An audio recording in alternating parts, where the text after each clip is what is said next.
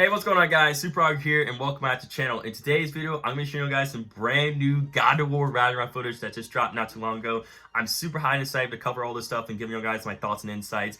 Like I said, at the end of the video, just kind of after we go through all this footage, let me know about your insights and your theories and what you think is going to happen to the game itself. But with that being said, we're going to get right into it. All right, guys, so the first footage I kind of want to cover here is it's not nothing entirely crazy new, but I just wanted to show it anyway. I just sort of the transition of how, Kratos is walking, from God of War 2018.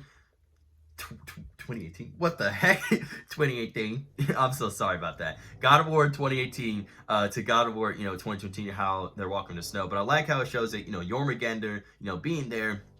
And then when we actually transition to walking all that stuff, guys, you can see that he's not there anymore. So obviously, something happened to Jormungandr. My guess is maybe Thor, could have done something to Jormungandr and could have weakened him, or seen how it is cold. Even though he's a giant, he's also a giant snake too. So maybe snakes kind of have to go into some sort of hibernation. So now we'll go ahead and move on to this next footage here, right here, of Kratos, just putting his hand on Atreus' face. Now, obviously, Atreus looks very distraught. Something has happened, everything and stuff. If y'all guys haven't noticed, there's some burnt marks and stuff in the background too. My guess is that this could have been where Thor ends up showing up and Thor and Kratos end up fighting and everything, and then this could be the aftermath of just checking on Atreus to make sure he's okay and everything too, because that just seems a little weird for something in the background right there just to be crisp and burnt. So obviously something has happened, and obviously he's checking on him, just make sure he's okay and everything. But also maybe this could be happening obviously as the fight's going on. It could be where Odin also shows up, and then afterwards there's just a lot to take in for Atreus here. First you have freaking Thor showing up and Kratos ends up fighting him and steering him away from his son. Meanwhile you have Odin is kind of stirring up trouble with Atreus himself too.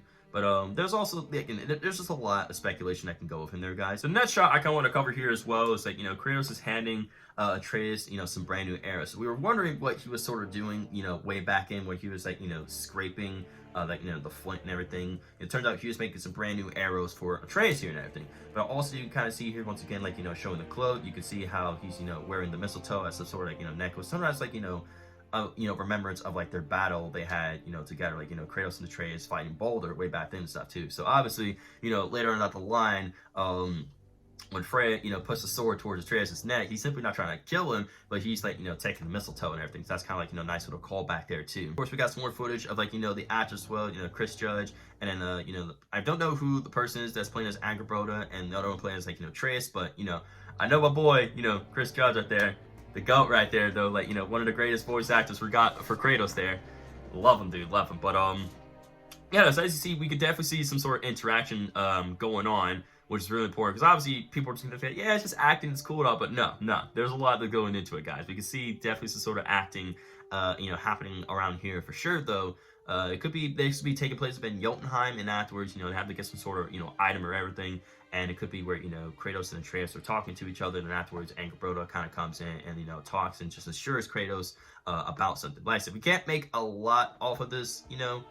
Obviously my guess is that this has to be taking place within Jotunheim, because where else would they be just talking about this? But like I said, not a lot to go off with, but I thought it'd be something cool to point out right there. So moving on to the next footage, I like how once again the transitions are really nice and clean within this shaping the story trailer and everything too. I like how it's showing what it was back in God of War 2018 and showcasing now what it looks like in God of War 2022. Obviously Winter is happening. You got this upcoming war between all stuff like the dwarves, the giants, the Aesir gods, the undead, everything and stuff too. But just the amount of detail they put into this is just absolutely insane. Obviously you got the helmet that's just falling down there on fire and everything. Of course you have the destroyed statues as well, and just overall just everything just frozen up and everything too. So, and also you guys see there is Jormungandr in the background too, in case you didn't notice that the Jormungandr is still there. He's probably mostly going to be inactive. I would say he most likely will be mostly inactive throughout the entire game. Maybe he might do something around the end.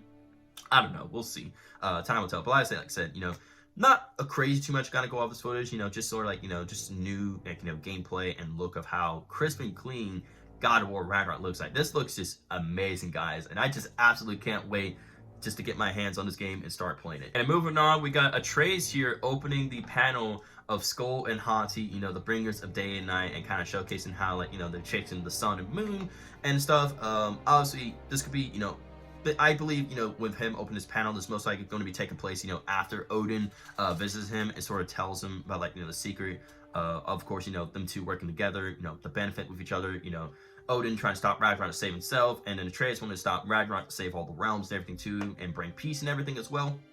And of course, maybe, obviously with that orb and everything, with that callback too, could be where, as, he's trying to get as much info and gathering and understanding of Skull and Hati as possible. Kind of like, trying to relate, seeing how, where this other, wolf spirit could potentially be located, which then afterwards they can, go get the wolves and everything too. And of course, with this scene here, guys, this scene really touches me right here. We have, Kratos is looking at the light of Alfheim, and as he's getting ready to touch it, we notice how Atreus kind of like, pulls his hand back and everything too. Obviously, that's sort of like, a nice little callback of reference to, God of War 2018 when he was stepping into the light of Alfheim and stuff. Because, obviously, he told Atreus to sort of stay back and go into it. And when he went to that light, he's been gone for a very long while, though. But the main reason being, getting back to the main point, I believe the main reason as to why Kratos, is going to the light of Alfheim is because he could be seeking answers from Faye, because a part of Faye's soul does exist within there. It's been confirmed by Corey Barlog way while back and everything too. So it could be where, going to this light, they could be wanting to get some answers, but then, Atreus is like, maybe not too sure about, Kratos re-entering back into the light thing. Of course, Atreus would be, obviously be overwhelmed to hear his mother's voice and, just, interact with her. But, Atreus obviously could know something that Kratos doesn't, and that's why he's kind of being a little hesitant as, like, not letting him enter into the light and everything too and stuff. But, obviously knowing Kratos, he's definitely wanting to go in there and, want to talk to Faye, maybe get some answers, something, to stop Ragnarok and just overall just ensure, that his son doesn't have to get involved with the gods and everything too. But, there's just, there's, like I said, a lot of, like, stuff that's going on for the scene, kind of, like, hard to tell. That's, like, my only speculation I could take there, guys. Something to do something with Faye. It makes sense. Like, why else would you go to this light? It would have to do something with Faye. So obviously he could go in there to be getting some answers. Now this scene right here looks really, really interesting. Obviously this is definitely taking place either, it could be before or after that scene within the story trailer when Kratos is fighting, the dark elf and everything, and as Tyr is dragging it as well. As you see, we have sort of like Tyr, teaching Atreus some things, like, something around here. Obviously we know this is in Alfheim due to, like, the platform, the area, the surroundings, and the light and everything that's, emitting to right there in front of him. So obviously this is taking place within Alfheim. But we could see maybe Tyr, telling Atreus about, like, this light or this certain area, teaching him stuff, just about godhood and peace and everything, all that stuff too. And last but certainly not least, we have a nice little father and son moment here, as Atreus looks at Kratos, just, holding him, by the shoulder, everything, just grinning at each other. Just a nice little father and son moment. I thought we just kind of go over that. Looks really cool. I believe this is definitely gonna be taking place, at the beginning of the game. Maybe it could be where, first they're, in that cave with the campfire, and then afterwards they kind of sort of come back, and